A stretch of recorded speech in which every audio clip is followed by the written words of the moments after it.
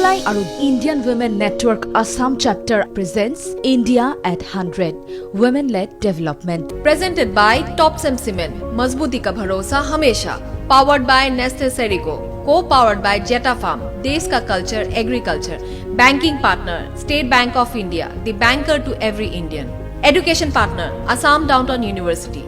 Health partner, Azile Hospital, Litosif, Hell Liver Syrup. जो पिएगा वो जिएगा. In association with NRL, Oil India, Ministry of Women and Child Development, Government of India. Print partner, the Assam Tribune. Radio partner, Gupshup 94.3 FM. Proud to be local. Start today and excel tomorrow. We have a wonderful panel discussion now to be moderated by Dr. Vasavvi Acharjya, who's the MD of Tender Petals. But before I invite our moderator, I'd like to introduce our panelists here for all of you. His vision for the university is to constantly scale up skills with a focus on research and technological driven delivery so that it constantly features among the premier universities in the country. The 50-acre eco-friendly campus has churned out more than 8,000 successful students since its inception and adapts constantly to cater to the diverse needs of the students. A very warm welcome to you. It's a pleasure. Please put your hands together for Mr. Jyotishman Datta.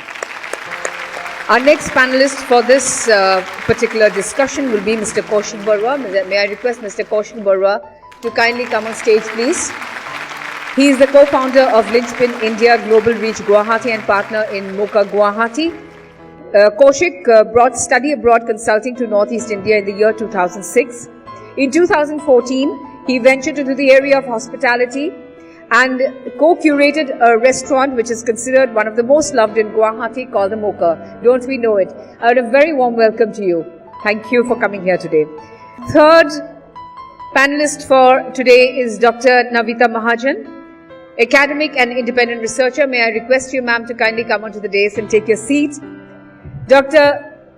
Navita Mahajan has been passionately working in developmental activities in value-based leadership, teaching education, teacher education and peace and security processes through Track 2 diplomacy. She has worked in the areas of partition of South Asia and role of education and peace building through Track 2. It's my honor to welcome you, ma'am. May I now invite Dr. Vasavvi Acharjya, who is going to be moderating this session. She is the founder and chairperson of Early Childhood Development Forum, founder and managing director of Tender Petals Preschools and IIFPL. If I may talk about Dr. Vasavvi Acharjya, she is an early childhood educationist, social entrepreneur, author, trainer, mentor, and multi-awardee. It's my pleasure to introduce and hand over the session to you, ma'am. Over to you, ma'am. Hello, everyone. A very, very good afternoon. And this is a post-lunch session. So we'll try to wake all of you up with our careeristic session that we have for today for the students, for the young girls, for everybody who's present here. So career readiness is a critical part of student education and also the escalation process. Students need to be thinking about their career right from the start. In the early, the prep should be quite early. And today's panel session is on this: start today, excel tomorrow. So we'll touch upon various topics like the core competencies students should develop to make career decisions, to create new opportunities, and also to meet career challenges that come up. And we would also talk about the 21st century skills, which are so essential. And we have a wonderful session of panel of experts who have been specializing in these aspects. And without much ado, let me ask my first question. So we have two rounds. One is a common question round for everyone, and we have about 2 minutes to answer that. And then we have an individual question round. So moving on to the common question round. My question is to Mr. Kaushik.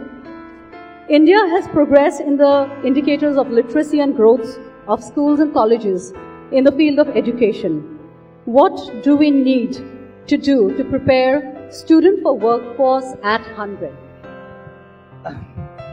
Thanks, Dr. Vasavvi.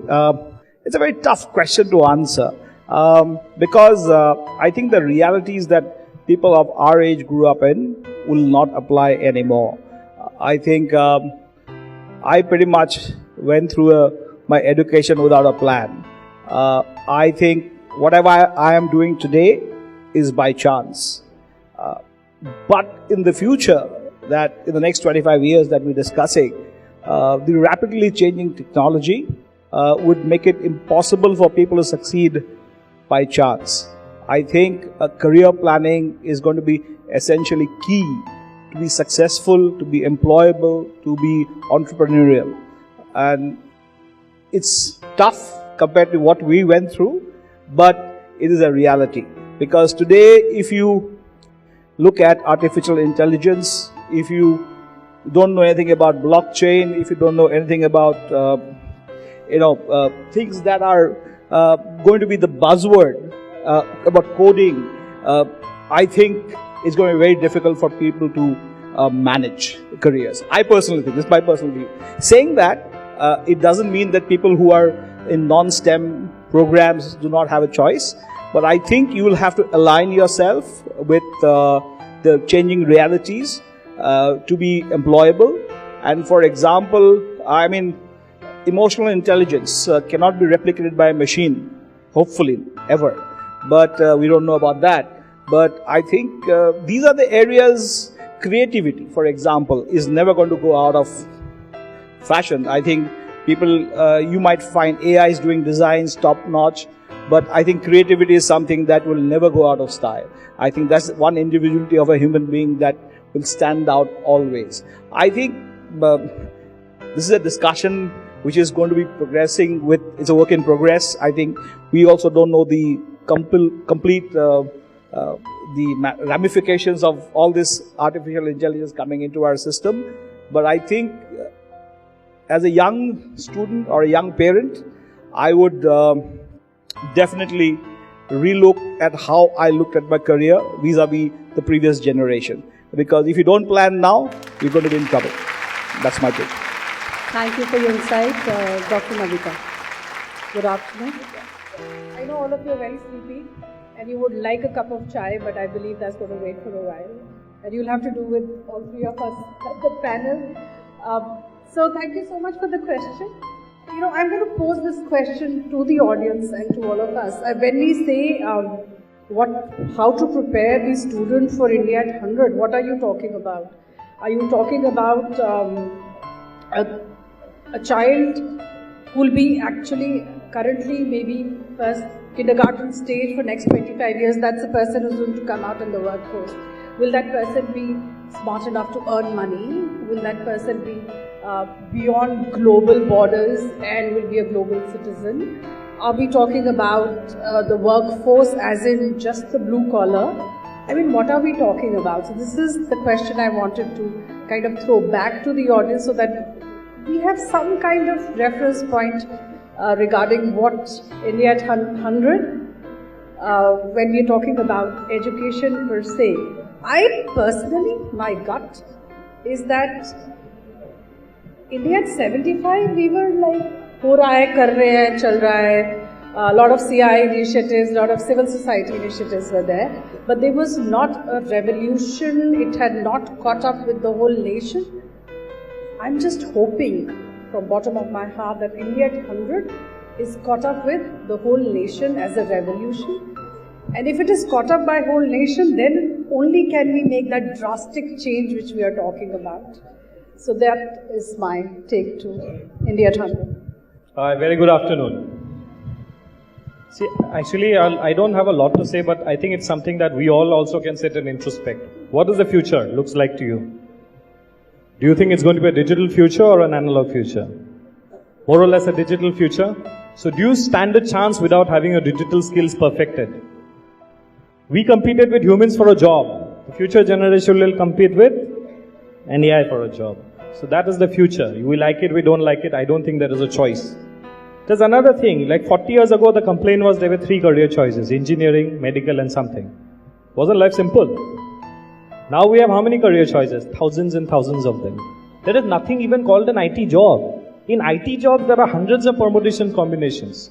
So when you have 100 choices, you also have 100 confusions. So then it's very, very essential for today's generation and the future generation to be very clear about what you are doing. Once you set out on a path, a career path, and you realize after 5-6 years this is not cut out for you, you again kind of have to redo your 5 years. 10 years, 20 years ago, most companies had generalists. Now every company wants a specialist. Specialization takes more time. And so if you are not very clear with what you want to do, you will end up wasting maybe a year, 5 years, depending on the kind of job you are looking for. So basic takeaway is digital is the future. Nothing can be done about it. More clarity, more counseling has to be there in the today's students and future students. Otherwise, it's going to be more a meandering career and a lot of waste of time. Thank you. And yeah, so we cannot hand down, a booklet for children or the students that this is the career prospects that are there for you now. But then they have to figure it out, and in order for them to figure it out, they need to be equipped. And that is very important. So moving on to my next question, and this is the second round where we have individual questions for our panelists. Dr. Navita, you have 7 minutes to answer this. 19th century teaching pedagogies, yeah, we are still stuck to those. 20th century syllabus, 21st century students, and 21st century unseen set of currently non-existent careers. So your comment on this.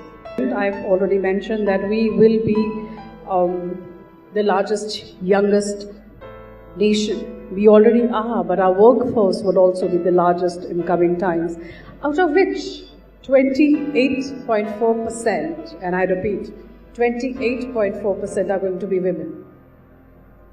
Women are breaking glass ceilings again. This is an IWN, I don't need to talk about that. But when we are looking at a larger perspective of 60% of world's population, working population of the world is going to be from India. 28% of it is going to be women. So these are the enablers we are talking about. And how are we going to educate this? How are we going to educate these people who are going to inherit this world from us in next 24 years? Then infrastructure. I mean, I've come to Guwahati after 2018. The drive from airport to this place is a changed drive. It's totally changed. Okay, it's taken me 1 hour, but it's a changed place. So we are having lots of changes happening everywhere. And of course, we have this whole national logistic policy which is being put in, how to make sure things are reaching where they have to, more efficiently, more cost effectively, in lesser time. That's the world we are going to, that's the world the next generation is going to take from us. How do we educate them? How do we prepare them? That's the question which I want to address. Do I have answers? Not really. Can we really plan it to the hilt? Not really. As Kaushik mentioned, ki kuch karte hai and then we change our mind and then something else happens. Then our dad calls us home and something else happens. Then mama asks us to go somewhere and then something else happens to our career. But yeah, there are certain things happening around us, and one of them, I'm sure my August gathering already knows about it, but if you don't, then I'm going to share this. There's a report prepared by the World Economic Forum, which is in collaboration with UNICEF and Yuva, and not via Yuva, this is the other Yuva. And they're talking about bringing education revolution, like Industrial Revolution 4.0. They're talking about Education Revolution 4.0. And I thought that was brilliant. I mean, I don't need to reinvent the wheel at all. There are people who have done it. They have collaborated with 40 organizations of the Indian government. They are building a beautiful synergy between the partnerships, community, teachers, educators, and most importantly, as both my friends talked about, people in IT. So when we are talking about IT, AI, creativity, so on and so forth, and chatbots, which nowadays we are using it because we have no choice. We have to learn it. We may ask our youngsters at home to tell us, isko kaise karna hai, so on and so forth. But next 25 years, something we have to do. We owe it to our nation.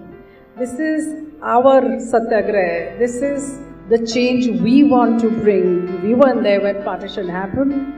But yeah, we can make a difference now. Not a voluntary. Yeah, no, this makes a difference. I can do something. Lastly, digitization. I don't need to say anything about it. I'm sure all of you are quite aware. But yeah, lot of AI, lot of ML also. ML, machine learning, lots of it. Lots of it at all the levels.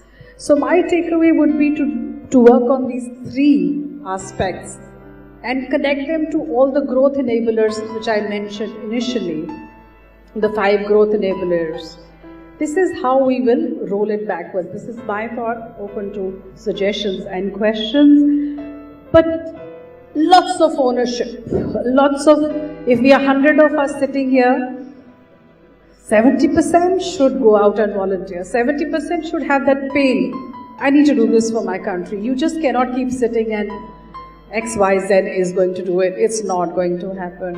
At YI, all of us rolled up our sleeves and we were at there.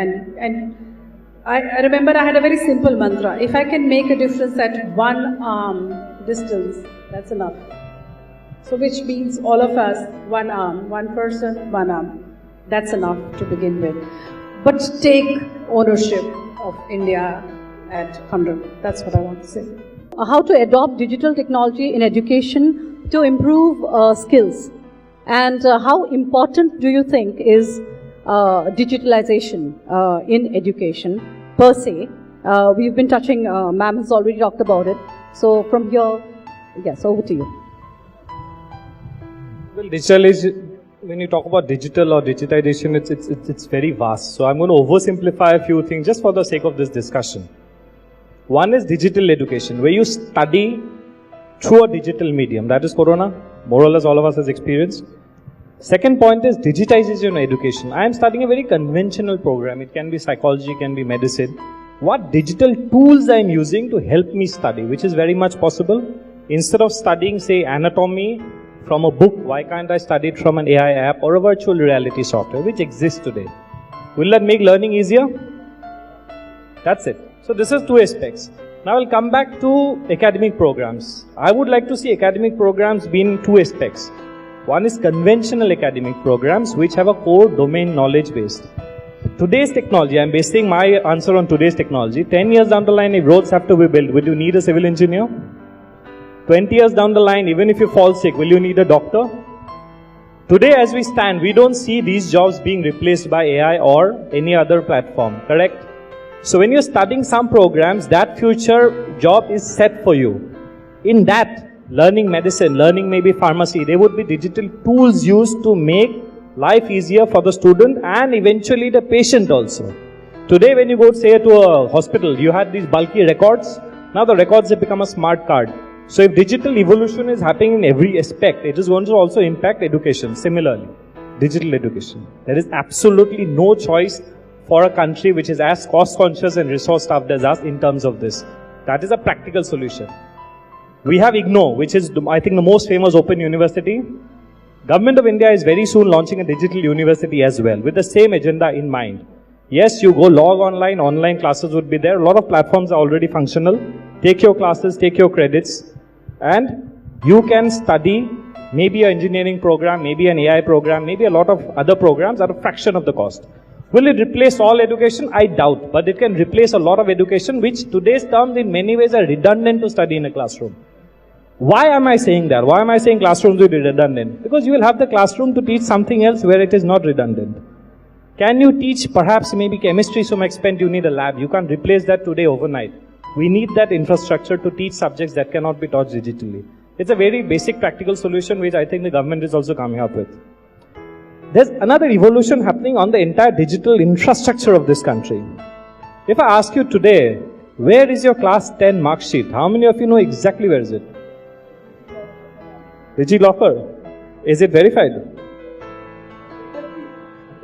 Government of India is also coming up with a new system now. I think they're linking it with Aadhaar. As and when you pass out from a government institute, immediately your certificate will be uploaded.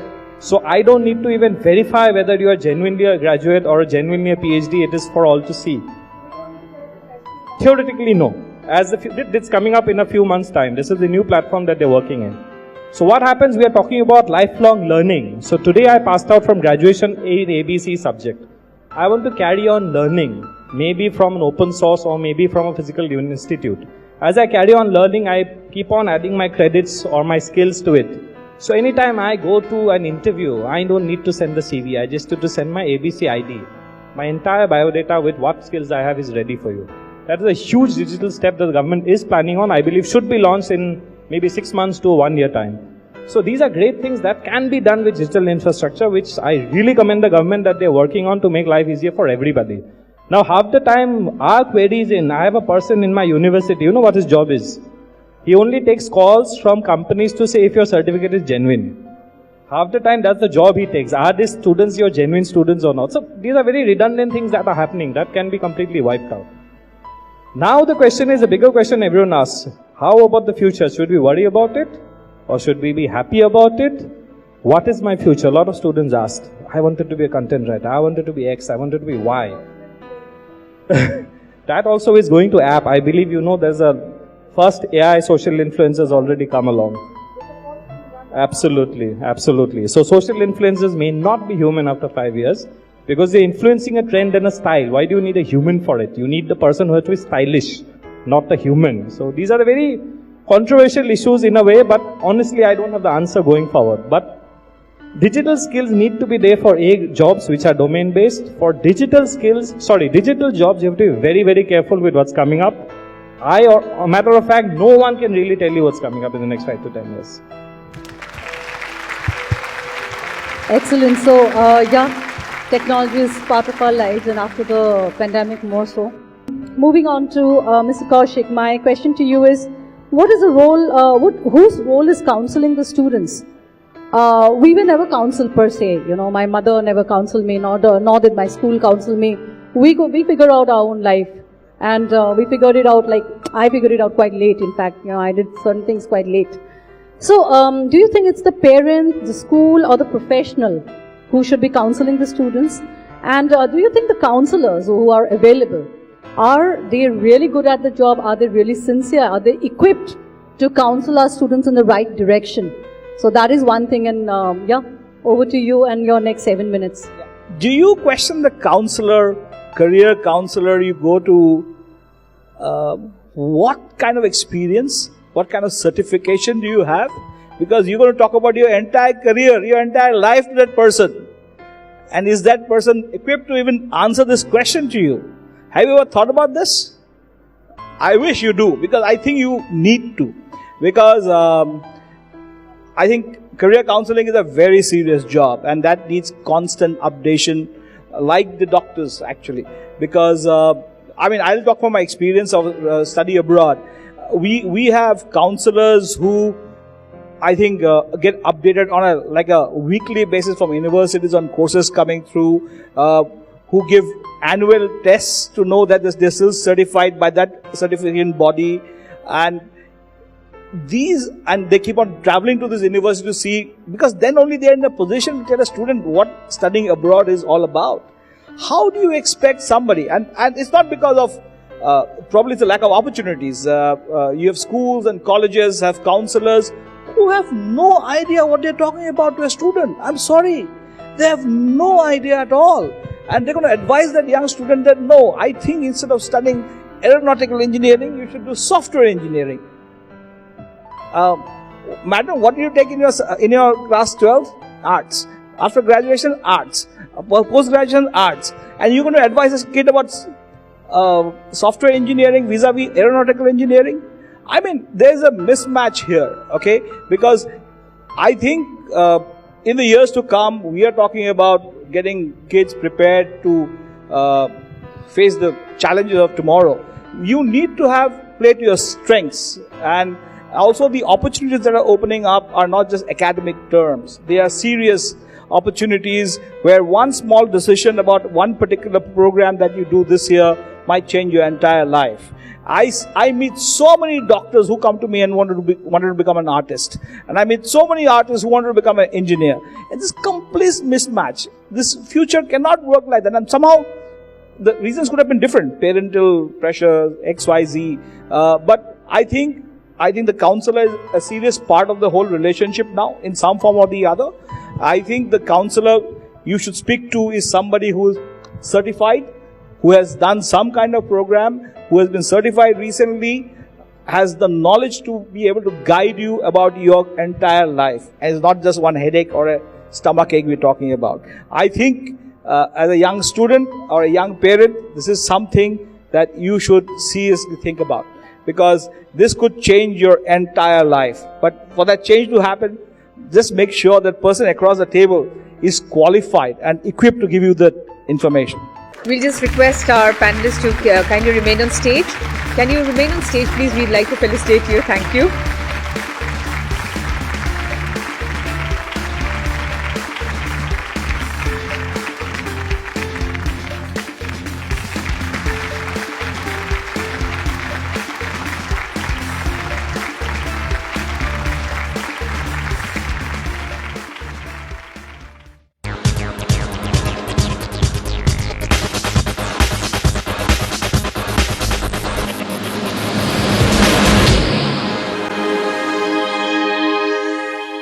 CII আৰু Indian Women Network Assam Chapter presents India at 100 Women-led Development. Presented by Top Cement, मजबूती का भरोसा हमेशा.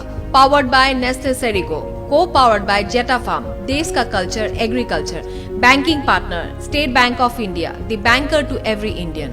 Education partner, Assam Downtown University. Health partner, Agile Hospital, Litosif, Hell Liver Syrup. जो पिएगा वो जिएगा. In association with NRL, Oil India, Ministry of Women and Child Development, Government of India. Print partner, the Assam Tribune. Radio partner, Gupshup 94.3 FM, proud to be local.